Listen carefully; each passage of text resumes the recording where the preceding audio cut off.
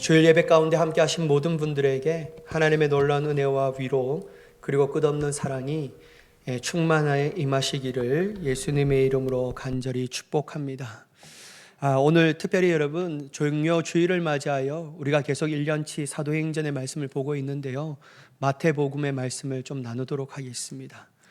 말씀의 제목은요, 감정이 아닌 주님의 말씀을 따라 가야 합니다 라는 겁니다. 여러분, 어떤 분이 평소에 자기 길을 아주 잘한다고 자부하며 운전을 하고 있었습니다. 조수석에 앉아 있던 아내가 내비게이션을 보며 말합니다. 여보, 내비게이션이 여기서 지금 우회전하라고 해. 그런데 남편이 아주 단호하게 얘기합니다. 조용히 해. 내가 이 길 잘 알아 라고 말해요. 아내가 다시 불안한 목소리로 말합니다. 근데 자꾸 내비게이션이 계속 우회전하라고 경고음이 울리잖아. 그러자 남편은 한술 더 떠서 자신 있게 말합니다.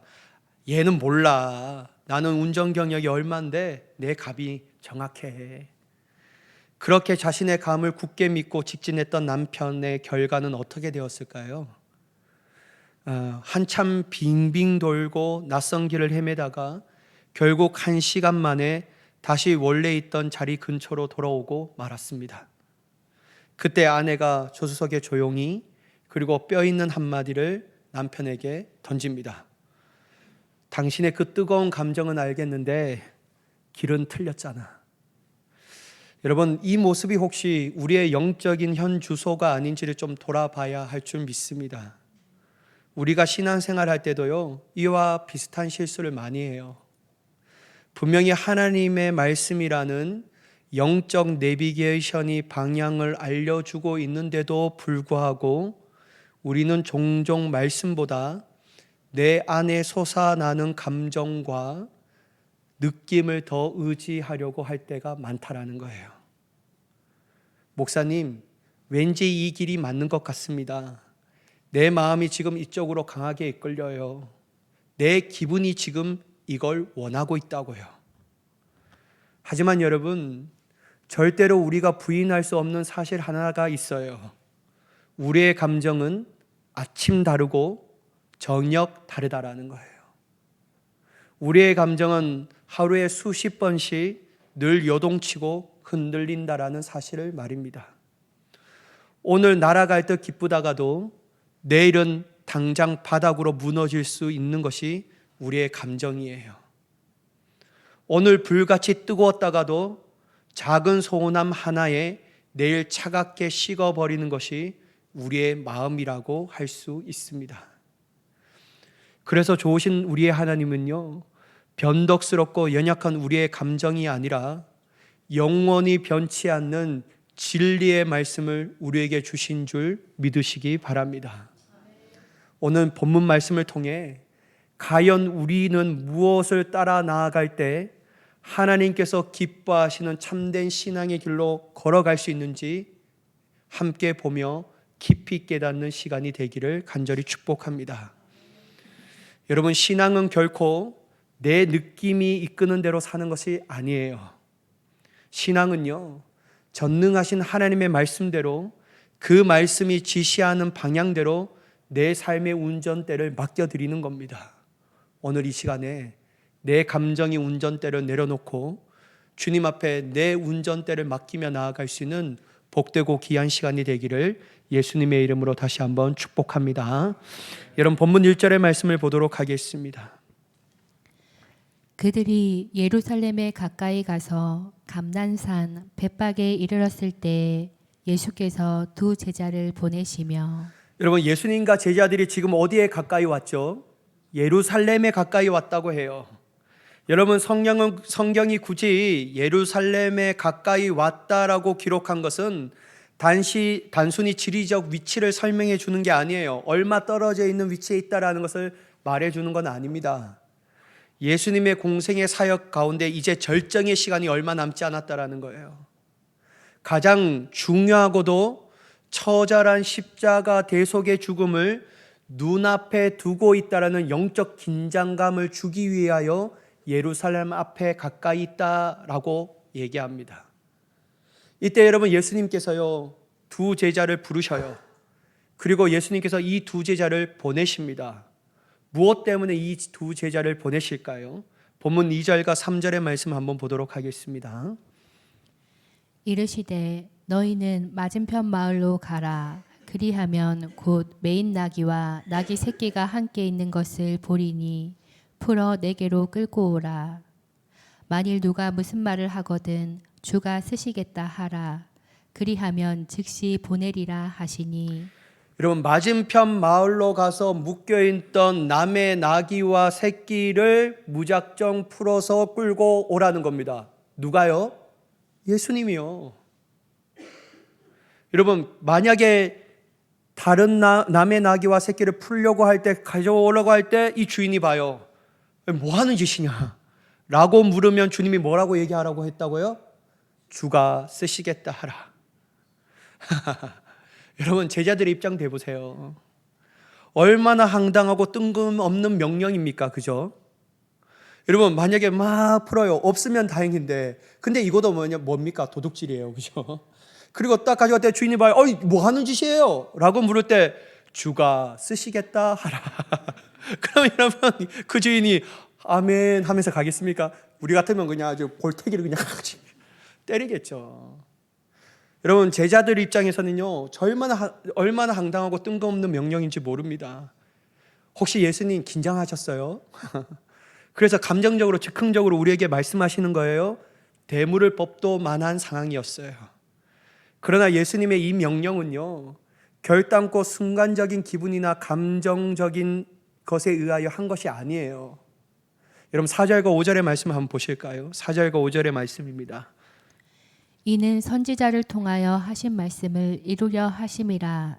일렀으되 시온 딸에게 이르기를 내 왕이 내게 임하나니 그는 겸손하여 나귀 곧 멍에 매는 짐승의 새끼를 탔도다 하라 하였느니라. 여러분, 예수님이 순간적인 기분이나 즉흥적 감정에 의한 것이 아니라 이 말씀은 선지자의 입술을 통하여 하나님의 약속의 말씀을 성취하기 위한 일들이었다라는 거예요. 바로 수백 년 전 스가랴 선지자를 통해서 하나님께서 약속하신 그 말씀을 이루기 위한 작업이었다라는 거예요. 여러분, 스가랴 9장 9절의 말씀 우리가 한번 같이 읽어볼까요? 스가랴 9장 9절의 말씀입니다. 시작. 시온에 따라 크게 기뻐할지어다. 예루살렘에 따라 즐거이 부를지어다. 보라, 내 왕이 내게 임하시나니 그는 공의로우시며 구원을 베푸시며 겸손하여서 나귀를 타시나니 나귀의 작은 곳 곧 나귀 새끼니라.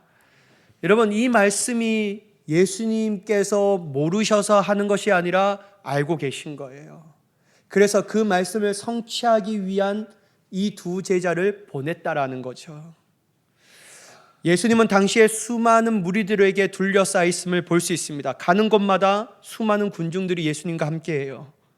여러분, 사람들이 예수님을 따를 때 기대했던 것이 있어요. 특별히 예루살렘 성 안에 들어갔을 때 사람들이 예수님 앞에 기대했던 것이 뭐냐면요, 로마 제국을 무찌를 강력한 정치적 영웅을 기대했습니다.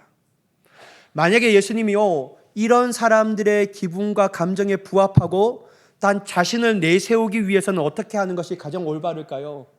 나귀 새끼 타고 가면요, 여러분, 볼품 있어요? 볼품 없어요? 여러분, 이게 뭐 옛날 말이어서 그렇죠. 여러분 사람들이 여러분들이 막 기다리고 있어요. 정치적 용을 기다리고 있어요. 여러분, 근데 이 얘기하면 안 됩니다. 여러분, 이제 뭐 그런 차를 타고 가요. 티코 타고 막 이렇게 가요. 그럼 여러분 좋아하겠어요? 여러분 정말 마음에 들어요? 안 들어요? 그죠? 안 되죠. 그럼 제 같으면요, 뭐를 타냐면요, 마흐바흐 정도 타야 되지 않겠어요? 마흐바흐 타고 창문 딱 내리고 왔다 내가 막 이렇게 해야죠. 이렇게 해야죠. 여러분, 사람들이 이 기분에 딱 드는 거죠. 그리고 자기도 좀 기분 좋고 말이에요.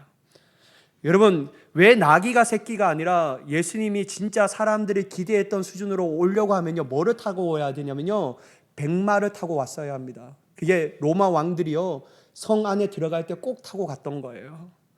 그러나 여러분, 예수님은요, 사람들의 한오라는 겉보기에 화려한 감정의 파도에 올라타지 않으셨어요. 오직 하나님께서 미리 약속하신 말씀의 좁은 길을 묵묵하게 걸어가시는 거예요. 철저하게 말씀에 순종하며 나아가시는 주님의 모습을 우리가 보게 됩니다. 그렇다면 여러분, 예수님의 이해할 수 없는 명령을 받은 제자들은 어떻게 반응할까요? 예수님은 그렇다고 쳐요. 하나님의 말씀 가운데 순종하며 나아가요. 근데 이 명령, 정말 인간적으로 이해되지 않는 이 명령을 받았던 제자들의 모습은 어떠할까요? 내 기분에는, 내 상식에는 이건 남의 물건을 훔치는 것 같아서 나 안 가겠습니다. 감정 따라 불순종했을까요? 아닙니다, 여러분. 본문 6절의 말씀을 한번 보도록 하겠습니다.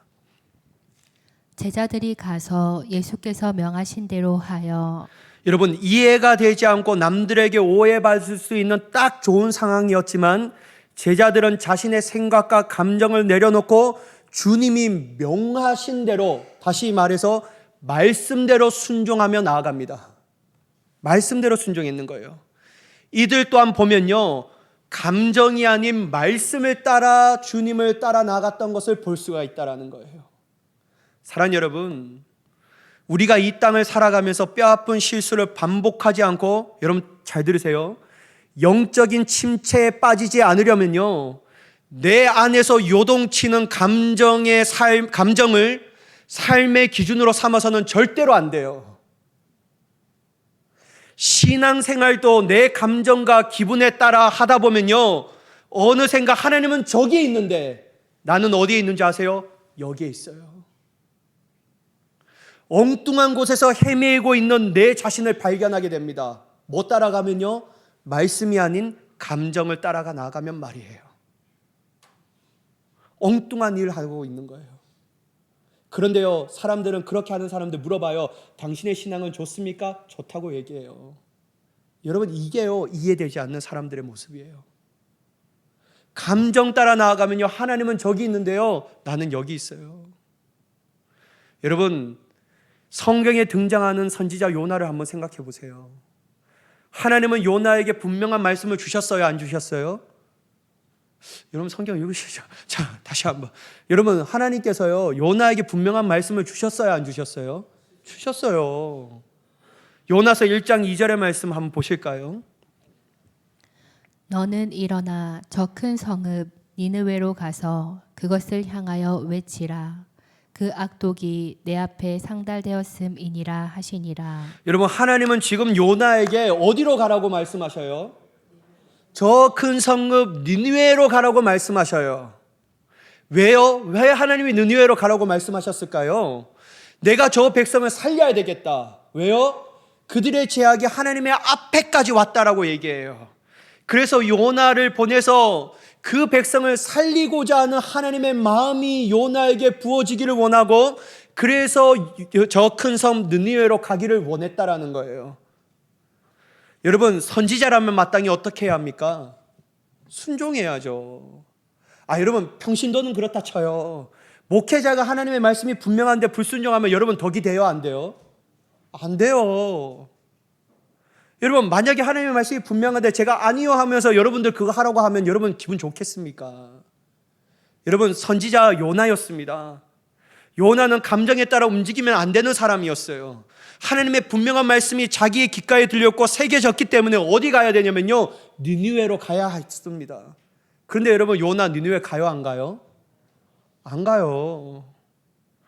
요나는요, 철저하게 하나님의 분명한 말씀 앞에 두고서도 감정에 따라 움직입니다. 왜 그럴까요, 여러분? 니느웨는 어디의 수도예요? 그 당시에 아수르의 수도예요.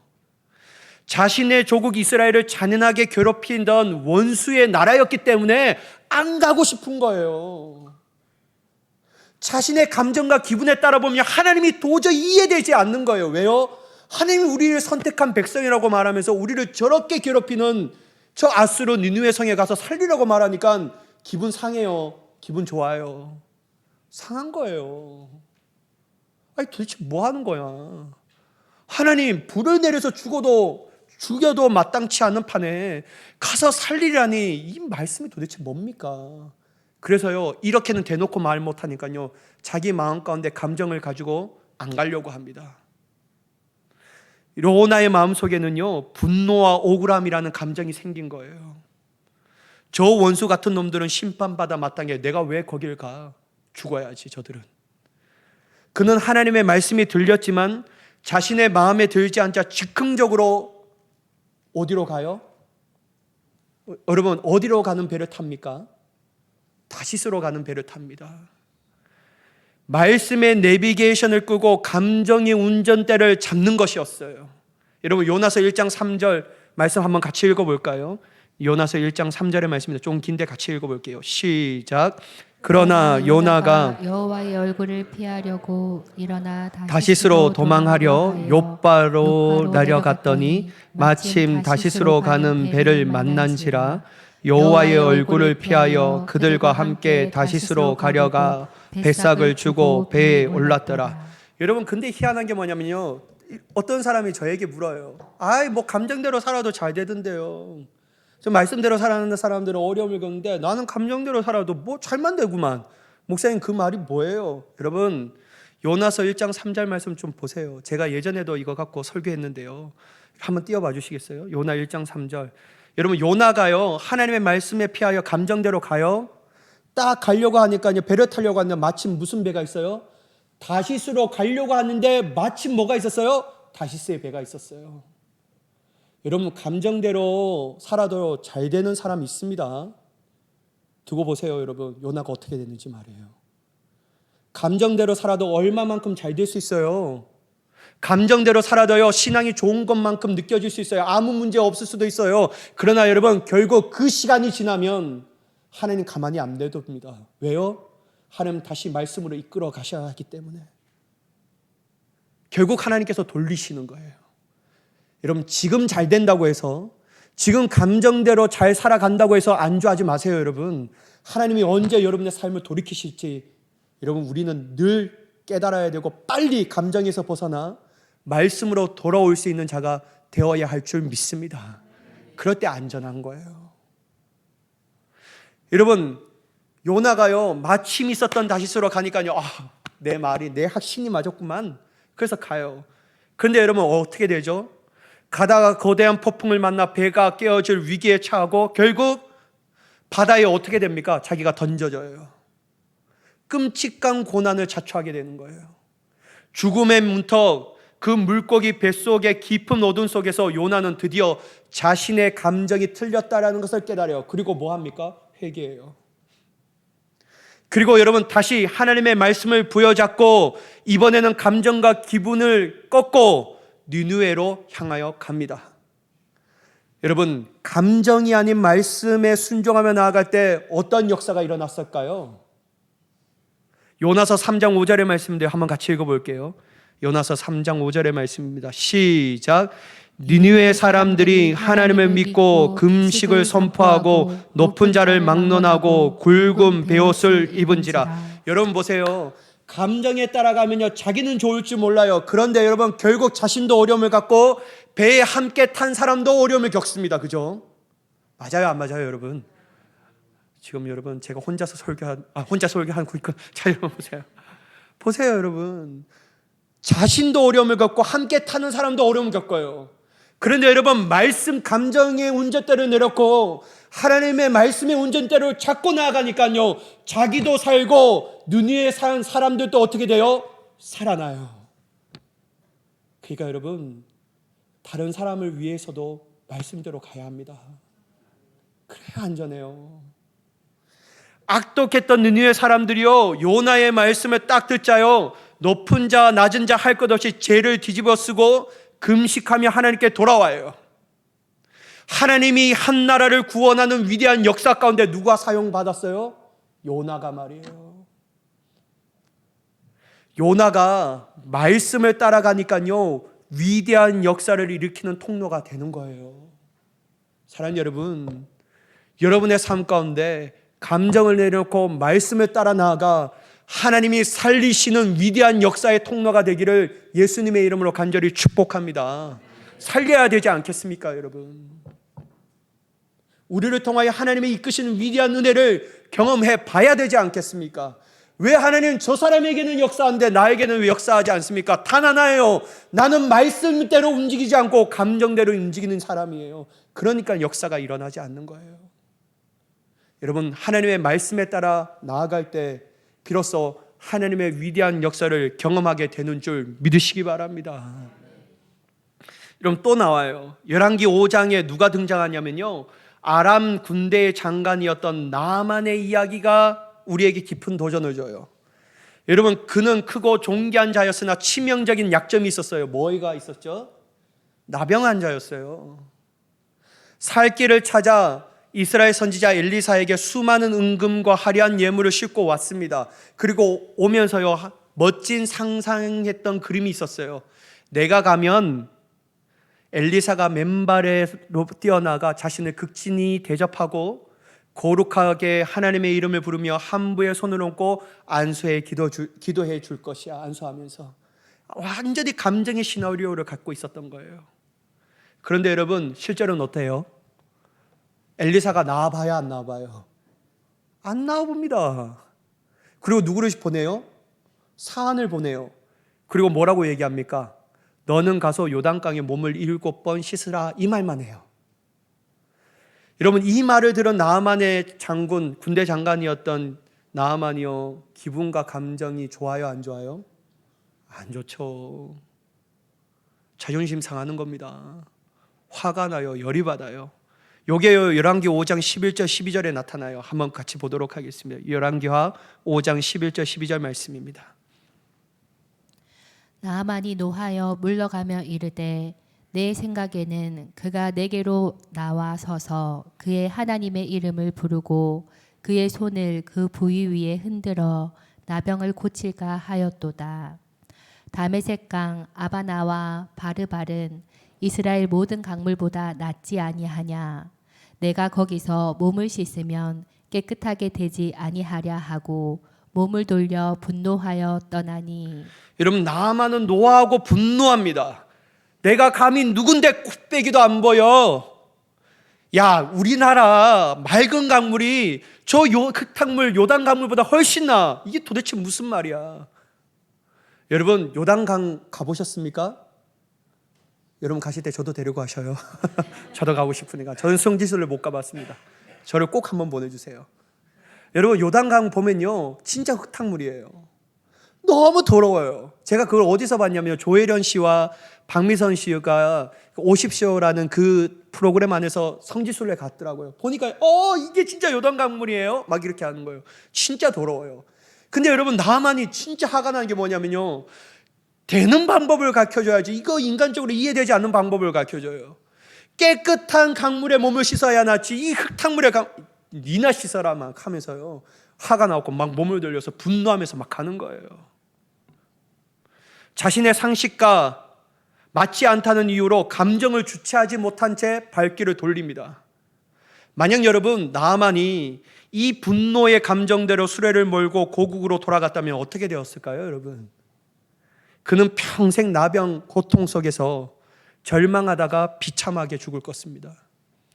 그러나 여러분, 참 다행스럽게도 나아만 곁에는 지혜 있는 종이 있었어요. 종의 겉면을 듣고 나아만은 요동치는 분노, 알량한 자존심, 세상적인 상식과 감정을 요단강 물 앞에서 철저히 꺾어버립니다. 그리고 하나님의 사람의 말대로 순종하며 나아가요. 그렇게 하니 어떻게 되었죠, 여러분? 열왕기하 5장 14절 말씀 한번 보실까요?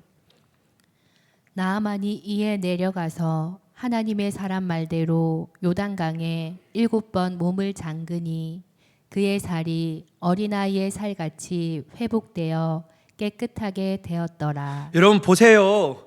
내 생각과 감정과 기분을 내려놓고 하나님의 말씀대로 순종하니까요, 역사가 일어나는 거예요. 도저히 해결되지 않을 것 같은 썩어 문드러진 살이요, 무슨 피부와 같이 변했다고요? 어린아이의 피부같이 말이에요. 사랑하는 여러분, 저는 여러분들에게 간절한 마음으로 권면드립니다. 요나와 나아만 장군은 처음에는 자신의 기분과 감정에 휩쓸려 실패할 뻔했지만 결국 돌이켜 그 감정을 꺾고 말씀에 순종할 때 생명과 회복의 역사를 경험했던 것처럼 여러분들도 그러한 역사가 임하기를 간절히 축복합니다. 여러분, 우리 경험해 봐야 되지 않겠습니까? 이제 그만 감정 내려놓을 때 되지 않았습니까? 우리의 신앙의 연수가 몇 년인데 여러분 여전히 감정에 따라 행합니까? 여전히 내 기분을 최고로 여기며 나아갑니까? 여러분, 하나님 말씀 앞에 내 기분, 내 감정 중요하지 않습니다. 하나님의 말씀대로 행하면요, 회복의 역사가 일어나게 되는 줄 믿습니다. 하나님이 못하실 게 뭐가 있어요, 여러분? 하나님이 죽은 나사로도 살리시는데요, 오비 물고기 2마리와 떡 5개로, 보리떡 5개로 사람이 5,000명을 먹기도 남으시는데 그 하나님의 말씀대로 가면 우리가 손해보겠냐라는 거예요. 안 가는 우리가 손해보는 겁니다, 여러분. 말씀대로 아니라 기분대로 감정대로 나아갈 때 우리가 손해보는 거예요. 여러분, 말씀대로 나아가 보셔요. 하나님이 얼마나 역사하실지 기대해 보세요. 여러분, 실패할 수 있어요. 처음에는 감정대로 나아갈 수 있어요. 그러나 감정을 꺾고 말씀대로 나아가면요, 하나님의 위대한 역사가 우리 눈앞에, 우리의 삶 가운데, 우리 마음 가운데, 우리의 가정과 우리의 직장과 사업과 우리의 일터 가운데도 위대하게 부어주실 줄 믿으시기 바랍니다. 그런데 여러분, 이와는 정반대로요, 끝까지 자신의 감정과 주변의 분위기만 휩쓸리다가 돌이킬 수 없는 파멸의 길을 걸어가는 사람들을 보게 됩니다. 여러분, 다시 오늘 본문인 예루살렘 상황으로 돌아가 보겠습니다. 예수님께서 나귀 새끼를 타고 예루살렘에 입성할 때 주위에 모든 사람들이 있어요. 완전 축제 분위기였어요. 수많은 무리가요, 자신의 겉옷을 펴고 길에 펴고, 그리고 무엇을 들고 환영합니까? 종려 나무 가지를 들고 환영해요. 열렬히 환호해요. 뭐라고 얘기하면서 환호합니까? 호산나 다윗의 자손이여 찬송하리로다. 여러분, 그들의 감정은요 최고조에 달했습니다. 지금 당장이라도 예수님이 이제 들어가시면 로마 제국 너희 일이 끝났다. 자신들의 팍팍하고 가난한 삶을 단번에 해결해 줄 지상 낙원이 이제 세워질 것이라 라는 뜨거운 흥분 속에서 그들이 예수님을 열망했습니다. 근데 여러분, 불과 얼마 뒤에 이 사람들의 뜨거운 감정이 어떻게 돌변한지 아십니까? 마태복음 27장의 말씀을 보면요, 소름 돋아요. 진짜 사람이 이렇게 변하는구나. 마태복음 27장 21절에서 23절 말씀 한번 보도록 하겠습니다. 총독이 대답하여 이르되 둘 중에 누구를 너희에게 놓아주기를 원하느냐 이르되 바라바로소이다. 빌라도가 이르되 그러면 그리스도라 하는 예수를 내가 어떻게 하랴? 그들이 다 이르되 십자가에 못 박혀야 하겠나이다. 빌라도가 이르되 어찌 미냐? 무슨 악한 일을 하였느냐? 그들이 더욱 소리질러 이르되 십자가에 못 박혀야 하겠나이다 하는지라. 여러분, 총독 빌라도가요, 명절의 전례에 따라 제수 하나를 놓아주려고 이 군중들에게 물어요. 바라바냐? 바라바는 살인자잖아요. 바라바냐 예수냐? 그때 물을 때 그 군중들이 뭐라고 소리칩니까, 여러분? 예수요 이렇게 해요? 아니에요. 그 살인자 바라바를 놓아달라고 소리칩니다. 이게 기가 막히지 않아요? 그러면 여러분, 이게 너무 이 총독 빌라도가 황당해서 다시 한번 물어봐요. 그러면 그리스도라 하는 예수를 내가 어떻게 하랴? 라고 물어요. 그러자 일제히 그들이 소리치는데 뭐라고 소리치냐면요, 십자가에 못 박혀야 하겠나이다 라고 소리쳐요. 여러분, 이거 얼마나 끔찍하고 무서운 반전입니까? 호산나 외치며 찬양의 눈물 흘렸을지 모를 그 입술이요, 불과 며칠 만에 십자가에 못 박으라고 악에 바친 저주와 강귀로 변화된 거예요. 도대체 왜 이랬을까요, 여러분? 예수님이 십자가를 지기 위해 채찍에 못 박고 무기력하게 끌려가는 모습을 보자 자신들이 기대했던 힘있는 정치적 영웅이 아니었던 거예요. 그러니까요, 그들의 감정이요 얼음장처럼 차갑게 식어져 버렸습니다. 이것이요, 여러분, 바로 말씀의 뿌리 없이 감정과 분위기만을 따라가는 신앙의 가장 참혹하고 무서운 결말이에요. 여러분, 우리의 신앙생활은 어떠합니까? 내 삶의 상황이 좀 풀리고 교회의 분위기가 뜨겁고 좋을 때는 마치 내 목숨이라도 주님 앞에 다 내어놓을 것처럼 주님 사랑합니다 호산나 외치고 있지 않습니까? 그러다가 내 뜻대로 상황이 안 풀리고 기도가 당장 응답되지 않고 내 감정이 좀 상하면 언제 그랬냐 뜻이 주님을 향하여 원망의 화살을 쏟아내고 있지 않습니까? 내 기분이 좋고 은혜 받는 것 같을 때는 헌신하고 충성하다가 누군가에게 작은 상처를 받거나 섭섭한 감정이 들면 예배의 자리도 내게 맡겨진 직분도 다 내팽겨치고 원망하며 돌아서려고 하고 있지는 않습니까? 여러분, 감정의 뿌리 내린 신앙은요, 비바람이 불면 힘없이 뽑혀버리는 갈대와 같습니다. 주변의 분위기 따라 내 기분에 따라 하는 신앙의 생활의 결론은요, 결단코 시험을 이길 수 없어요. 하나님이 예비하신 깊고 풍성한 은혜의 자리로 나아가지 못하는 거예요. 여러분, 오늘 본문에 나오시는 예수님을 다시 한번 보세요. 사람들의 열광적인 한호의 칭찬 속에서도 주님은 결코 들뜨거나 감정에 휩쓸리지 않아요. 세상의 영광을 취할 수 있는 기회 앞에서도 묵묵히 하나님의 약속된 말씀만 바라보며 걸어갑니다.